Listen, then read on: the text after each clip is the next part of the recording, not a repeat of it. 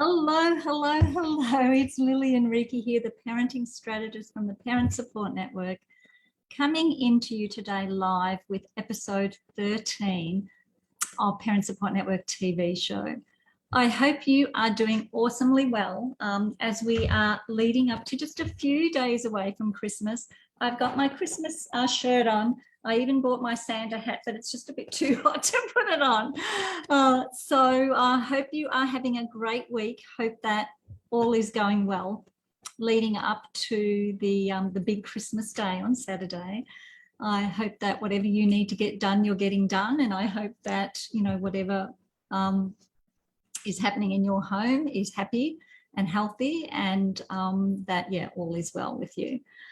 So I missed last week because we were camping on the beach where we had zero reception. So my apologies for that, but this will be the last one for 2021. And then I'll be coming back in 2022, I think on a different day. I think we're going to be doing Wednesdays because my husband and I have decided that we're going to be doing lots of camping weekends, long weekends, so we won't be around on Mondays.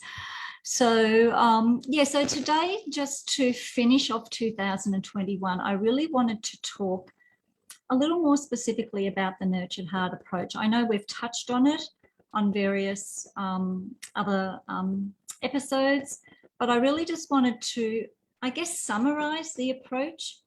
And it's something that I'm really, really, really passionate about. We are actually, this evening will be our last week for our 9-week course that we're doing with 17 families. So I'm super excited for them all to connect in and share, the breakthroughs they've been having.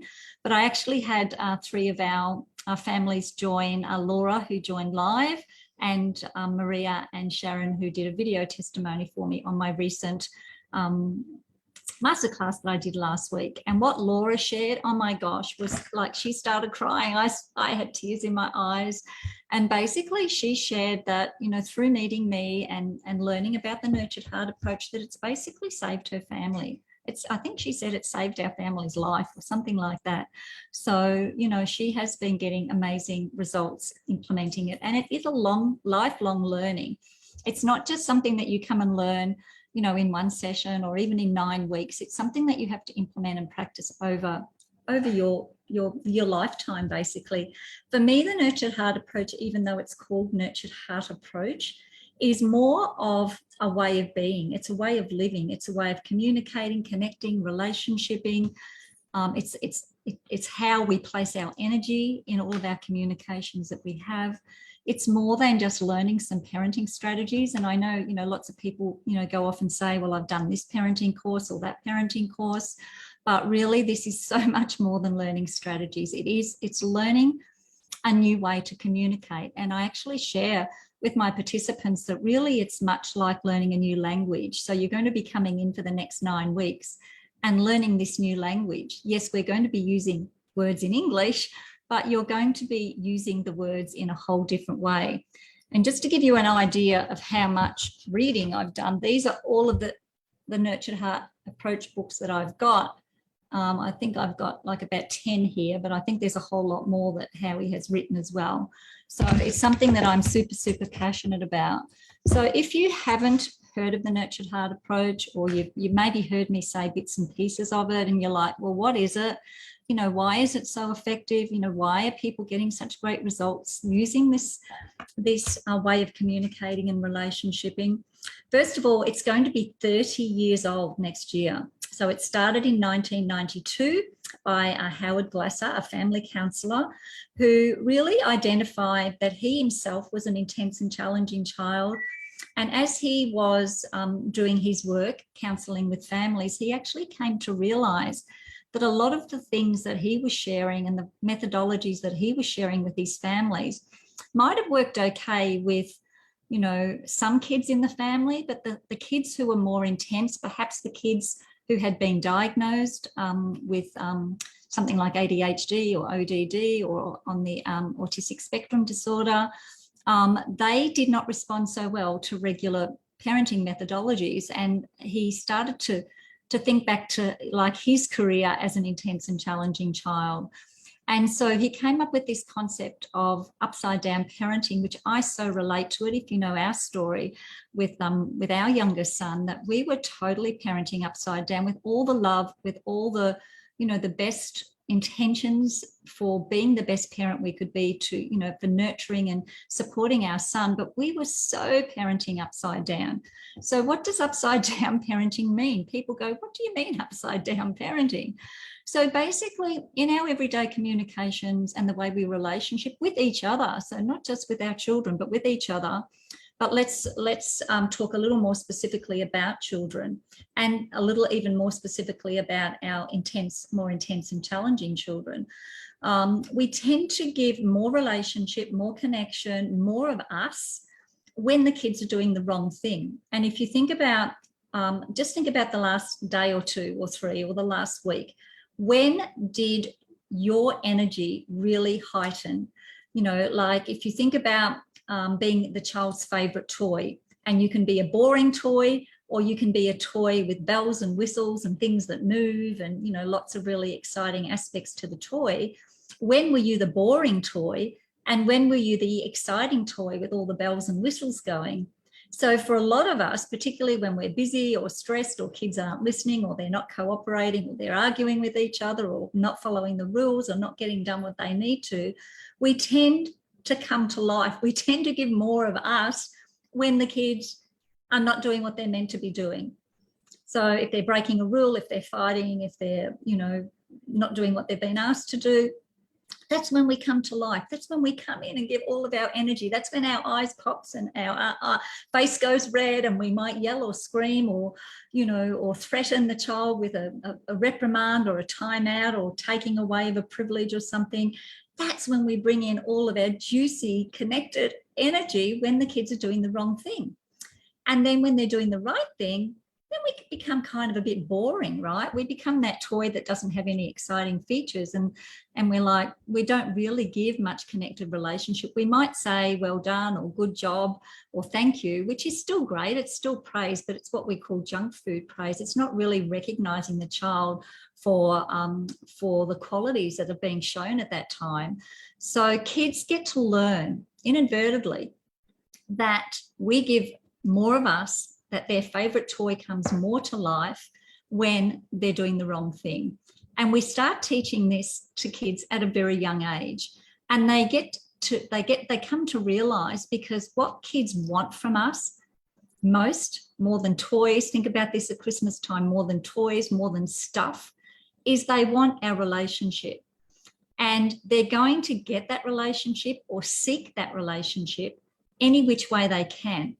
And they start to learn that they get the best of us, they get more from us as their favorite toy in that moment when they're doing the wrong thing.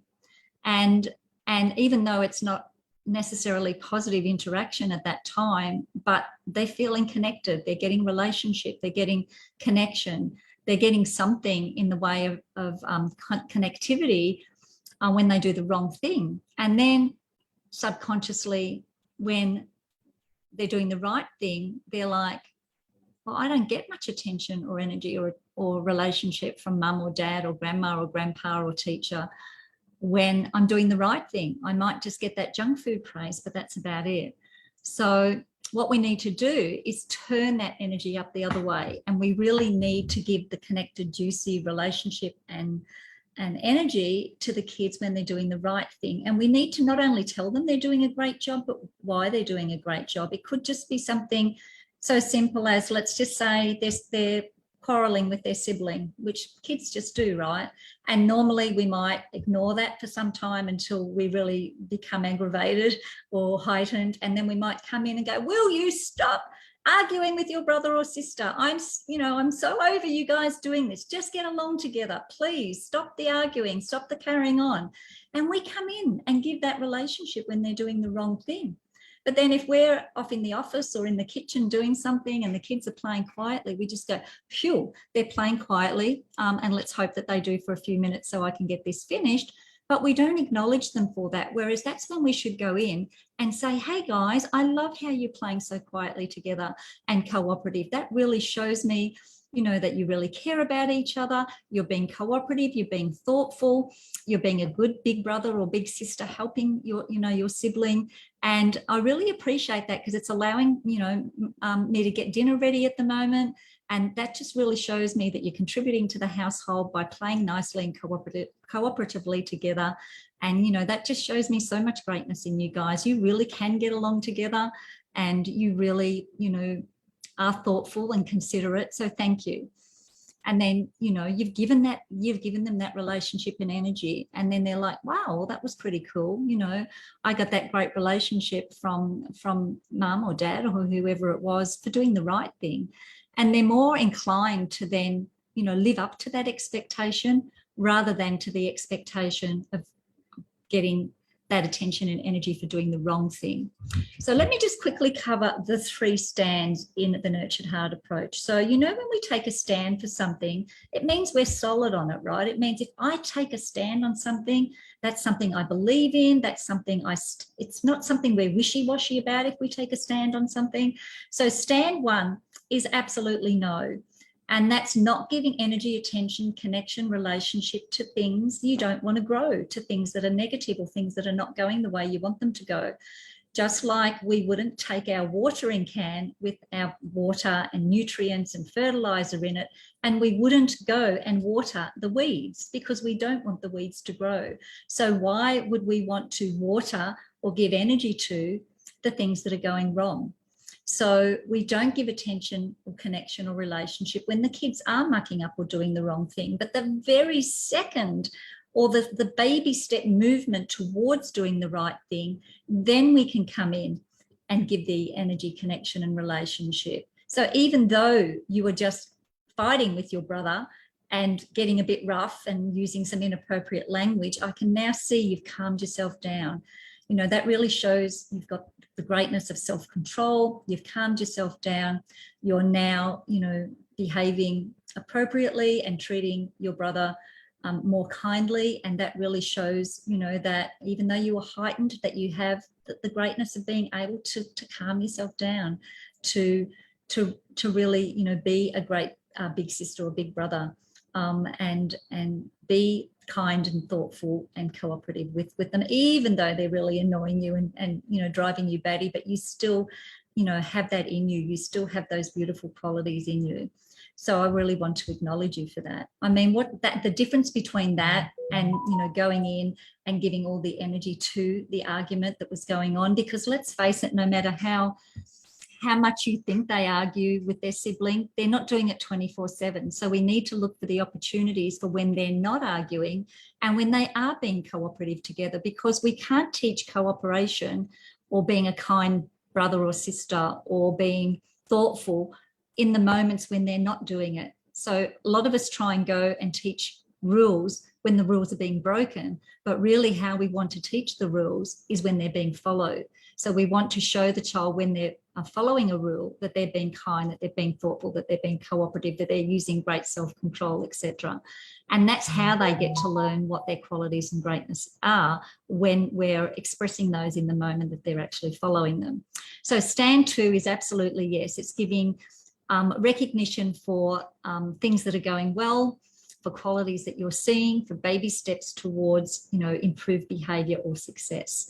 And that a lot of what we teach in the 9-week course is based around teaching you particular recognition techniques and language to use around acknowledging each other in the moments of greatness or moving towards something more successful. So stand 2 is probably my favourite because I love to give that juicy recognition, and even, you know, we use it on ourselves as well, because how often do we beat ourselves up and how often do we get negative with ourselves when really, you know, we should be kinder to ourselves and use, you know, more positive and enlightening conversation with ourselves as well. And not only with our kids, with our partners, with other adults of influence in our lives. And then stand 3 is absolute clarity. So it's having clarity around your rules, around your consequences for your rules, so that the children actually know where they stand and they know what the rules are. And we use a very simple consequence called a reset. And I love this because we use it as the adult, we learn to reset and self-regulate ourselves. And we also teach our children how to reset and self-regulate. So basically, when a rule is broken, the child is asked to reset. And then we can teach the reset through modeling. We can teach the reset through example. But basically, a reset is just taking however long it takes, a few seconds, a minute, just to get yourself back into that space of positivity, of moving closer towards being in a more positive situation. So it's not punishing, it's not sending to time out, it's not taking away privileges, it's actually just helping the child to self-regulate back into a place of positivity. Just like in a video game where you can be playing in the video game, you make a mistake, you get kicked out of the video game, but you can reset the video game and get back into the game of success again. And that's the same with relationships, right? We want the child or the person to be able to, no matter how negative things were seconds or minutes later, we want them to be able to get back into the game of positivity and see themselves as a worthwhile person with greatness and fantastic qualities. So I love the 3 stands. They kind of work together. So not giving energy to the negative, coming in and giving beautiful, positive, connected relationship and energy to the positive, or even the baby steps towards moving towards something more positive. And then stand 3 is just having clarity around what your rules are, so the kids know what the rules are. Just like in the video game, once again, there's no warnings in video games. There's no, lecturing. It's just, if you break a rule, this is the consequence. This is what happens, but you can get back in the game again as quickly as you choose to. So it's a beautiful, beautiful approach. I mean, that's like a 5-minute overview. And of course, we teach it over 9 weeks in a lot of detail. So I actually just did a masterclass last Monday, a week ago, or last Tuesday, sorry. And if you haven't had a chance to watch that yet, I'll pop the link below, the YouTube link below, so you can actually watch that over the Christmas break. I really encourage you to do that. We did have a giveaway, which is an Ellie one who's from New Zealand. So she was live on the masterclass and she won the free course for 2022, so the scholarship. And we are going to be starting another 9-week course in 2022. I have got an early bird offer. At the end of the masterclass, you'll see that there is a $100 saving if you commit to the 2022 masterclass before the end of 2021. So you can save $100 on that. And there are also 2 love bomb bonuses that you can receive as well. So watch the masterclass to find those, or you can just fast forward to the last 5 minutes or so if you're keen to know what they are. And just touch base with me. All you need to do is have commit to that is a $100 deposit. And then when we have 10 plus families ready to get going in 2022, we'll set a date. I'm hoping it will be mid to late January, but it might take a little bit longer depending on where everybody's at after the holiday season. So thank you for listening in today. I love the Nurtured Heart approach so much. Please watch my masterclass to find out a little bit more about it. And if you're really keen to implement this into your family, and get the sort of results that Laura got, and her testimony on the masterclass will probably bring a tear to your eyes. Very heartfelt, beautiful testimony she's given. And if you feel that your family can benefit from happier and healthier children and relationships in 2022, I'd love for you to connect. I actually offered people on the masterclass between now and the end of December one of my Love Bomb bonuses, a $160 consultation. So if you would like to take me up on that, watch the masterclass and let me know you've watched the masterclass and you'd like to take up that Love Bomb offer. So yeah, love to just wish you all an amazing, heartfelt, enjoyable, fun, loving Christmas Day and festive season, whatever it is that you celebrate or how you celebrate.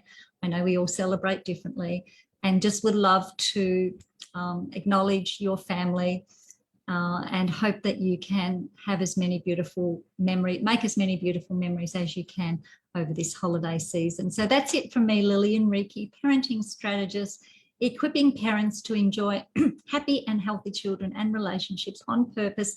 That's it from me now for 2021. I look forward to connecting with you in 2022. We will continue these sessions in 2022 on a different day, but stay tuned for that. In the meantime, have an amazing holiday season and remember how important your relationships are and to treasure them, and remember that they come from the heart, and to look at where your energy is going over the Christmas break. Thanks heaps, and bye for now.